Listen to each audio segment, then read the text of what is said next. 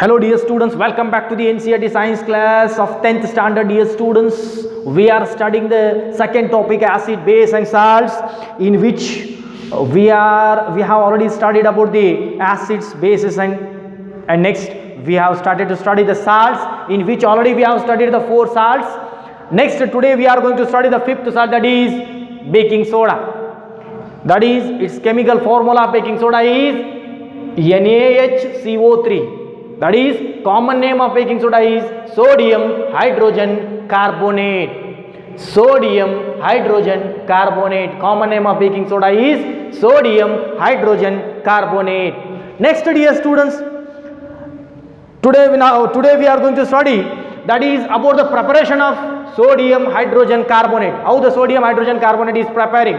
See, the sodium hydrogen carbonate or sodium bicarbonate is prepared by passing the ammonia and carbon dioxide gas through the saturated solution of sodium chloride. See here, we are having saturated solution of sodium chloride. Saturated solution of sodium chloride on passing the carbon dioxide and ammonia gas. By passing the gas like ammonia and carbon dioxide gas through a saturated solution of sodium chloride, we will get a sodium hydrogen carbonate. We will get a sodium hydrogen carbonate, and next ammonium chloride will be separated out.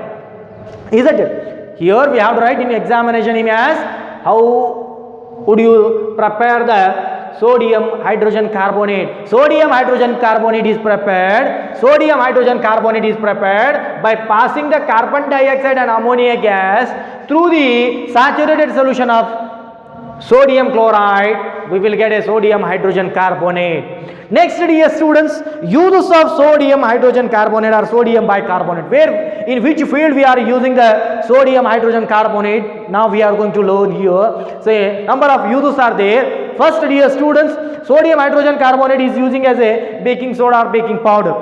See, dear students, in the food industry, see here what happens, dear students. Sodium bicarbonate is using a baking soda. See here what happens, dear students. Sodium hydrogen carbonate and reacting with the acid like a tartaric acid is a mild acid. The tartaric acid is a very mild acid which contains hydrogen ion concentration. See here, on reacting the sodium bicarbonate along with the tartaric acid, that will produce a gas, and next a sodium bicarbonate or a baking powder or baking soda that we will prepare here.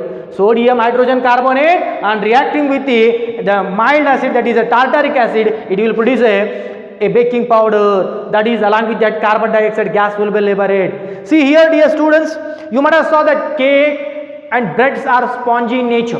Why it is spongy in nature? See, dear students, when we add the baking soda in food, that it will liberate a carbon dioxide gas. It will liberate a carbon dioxide gas.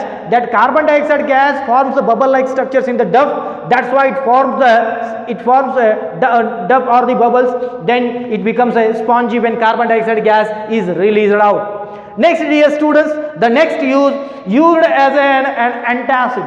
Antacid, you have already studied the antacid, the meaning of antacids. The antacids are these are the medicines that we are taking during the acidity. Then when we are suffering from the acidity, that orally we are taking the basic substance that is called as the antacids to neutralize the acidity in our stomach. For example, milk of magnesia that you have studied, magnesium hydroxide. See here what happens, dear students. Baking soda is also used as a antacid. See here what happens, dear students. Already hydrochloric acid is present in our body. In our stomach, hydrochloric acid is secreted by the gastric glands in our stomach. That will be neutralized. See, that will be neutralized neutralized by the sodium hydrogen carbonate that releases the sodium chloride and water molecule. Next, carbon dioxide gas will be liberated. See here, sodium hydrogen carbonate is also used as an antacid, isn't it? Next, dear students, the third one most important use, that is used as a soda acid fire extinguishers. Soda acid fire extinguishers. See here what happens, dear students. On mixing the sodium hydrogen carbonate, sodium hydrogen carbonate with sulfuric acid. When we mix the sodium hydrogen carbonate with a sulfuric acid, it will liberate a carbon dioxide gas. You know the carbon dioxide gas is a fire extinguishing gas. Fire extinguishing gas. See here, in your textbook he has given one activity. Take a large size bottle in which you have to take sodium hydrogen carbonate or sodium bicarbonate. Half of the bottle you have to take the sodium hydrogen carbonate and take one separate small test tube. Take a small test tube in which you have to take a sulfuric acid. The test tube we have to tie with a thread and we have to hang freely in that large size bottle which contain sodium hydrogen carbonate. Then that we should have to take care that sulfuric acid should not be mixed with the sodium hydrogen carbonate when we put a test tube which contains the sulfuric acid, and put the rubber cork with a side tube and mix it, tilt it, that bottle which contains sodium hydrogen carbonate. In that way we have to take, see here we have to take a large size bottle, see we have to take a large size bottle and we have to hang a test tube which contains sulfuric acid. Next we have to take a sodium hydrogen carbonate, here we have to take. Next here in that test tube we have to take H2SO4, sulfuric acid we have to take, and put it a rubber cork, with a rubber cork, tight rubber cork, hang it with a thread, and next we have to put a side tube.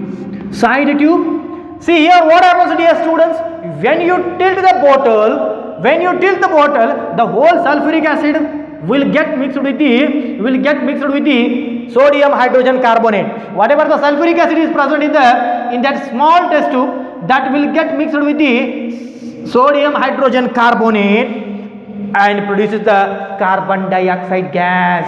That carbon dioxide gas that will move through a outlet. Then further content will produce, that is sodium sulfate will produce and water molecule will produce. The carbon dioxide gas will be produced. Then we have to test which kinds of gas is produced. How can you confirm the carbon dioxide gas is produced when a sulfuric acid reacts with the sodium hydrogen carbonate?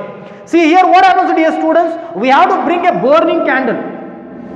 At the outlet of the side tube. What happens here? The burning candle will be extinguished off. Why? Because that gas, whatever the gas is liberated on reacting with the sulfuric acid with the sodium hydrogen carbonate, the gas will liberate. That gas is a carbon dioxide gas. The carbon dioxide gas is a fire extinguishing gas. That's why what happens here? That will be extinguished out. The fire will be, a flame will be extinguished out. That's why here that we can produce a fire extinguishing gas. Next, dear students, the next salt, that is plasters of Paris. The last one, that is plasters of Paris. The plasters of Paris is prepared on heating the gypsum. That gypsum that we are using in the cement, preparation of cement, the gypsum we have to heat to a temperature of 373 Kelvin. 373 Kelvin means at 100 degrees Celsius. When we heat the gypsum, the formula of gypsum is calcium sulfate. That is anhydrous calcium sulfate. On heating the anhydrous calcium sulfate of the gypsum at 373 Kelvin, we will get the calcium sulfate or hemihydrated calcium sulfate is nothing but the plasters of Paris. Plasters of Paris. This one is the plasters of Paris. That is, this one is the gypsum. This one is the gypsum. That is, on gypsum heating with heating the gypsum at 373 Kelvin, we will get the plasters of Paris. See again, dear students, whatever we got the plasters of Paris, again when we add the water, required amount of water, when we add the water in the plasters of Paris, we will get a hard solid that is called as the gypsum. Again, it is a reversible process. When we heat the gypsum, we will get the plasters of Paris. When we add the water molecule in the plasters of Paris, again we will get back the gypsum, isn't it? Next, uses of gypsum. See here what happens, dear students, used by the doctors, gypsums, that is plasters of Paris are used by the doctors for the supports of fractured bones. Whenever any patients are getting the fractures of bones, that time the doctors will put the plasters, that is prepared with the help of plasters of Paris. Next, dear students, used for making the toys. You might have saw the different toys that is made by the plasters of Paris. Next, decorative materials like flower pots and all, that is prepared by the plasters of Paris, decorative material.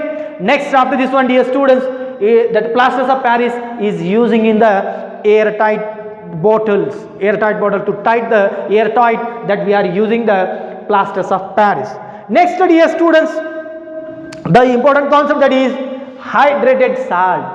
You might have saw that here calcium sulfate or gypsum with water molecule. You know the formula of calcium sulfate. Commonly we can say that calcium sulfate means CaSO4. That we can say, but here 2 molecules of water is there. That such water, such molecules, such salt molecule which contains the water molecules, the salts which contains the water molecule, such salts are called as the hydrated salt. Hydra means water, hydrate means water. The salt which contains the salts which contains water molecule are called as the hydrated salts. The salts which contains water molecule are called hydrated salt. See here, the salts which contains water molecule, this water, that calcium sulfate that contains water molecule, the salt which contains water molecule, that salts are called as the hydrated salt. Next is that water molecule. What we are calling for that water molecule, that is called as the water of crystallization. That whatever the water molecule which is present along with the salt molecule, that water molecule is called as the water of crystallization. And next, the salt which is present along with the water molecule, we are calling it as a hydrated salt. Next, dear students, we will study in the next class. Thank you.